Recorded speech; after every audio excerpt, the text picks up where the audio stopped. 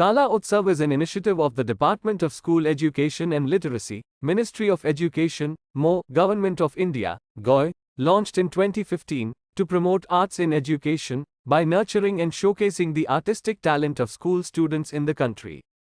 The Ministry of Education recognizes the importance of aesthetics and artistic experience of secondary level students, which plays a major role in creating awareness about India's rich cultural heritage and its vibrant diversity.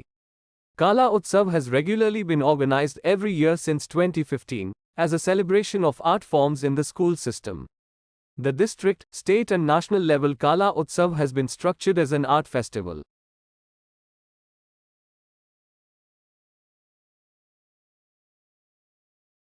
திருச்சிக்கு அருகில் உறையூரில் நடந்த அகழ்வாய்வில் உடைந்த சுடுமண் பொம்மைகள் பலவும் கிடைத்துள்ளன.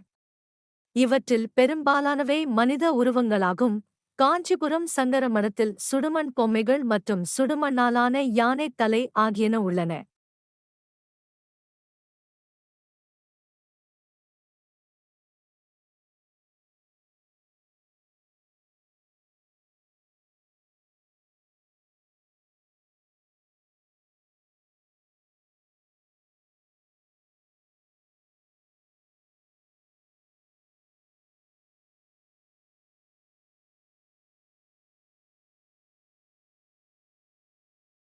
India முழுவதுமே சுடுமண் குதிரை உருவம் பிரபலமானதாகும். தமிழகத்தில் பெரும்பாலும் அனைத்து கிராமங்களிலும் இதனைக் காணலாம். தலைவர்கள் அல்லது நாயகர்கள் கடவுள் தன்மையை அடைந்தனர் என மக்கள் நம்பினர்.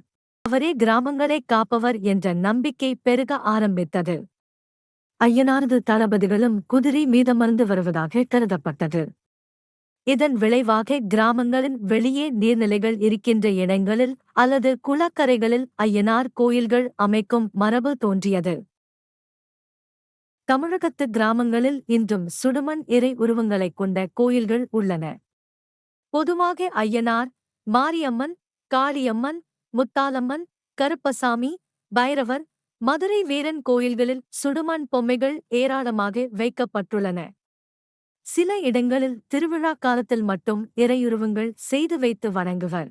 ஐயனாரும் அவரது தளபதிகளும் கிராமங்களை மட்டுமின்றி அக்கிராம நீர்நிலைகளையும் காக்கின்றனர். இது நீரின் இன்றியமையாமையை குறிக்கின்றது.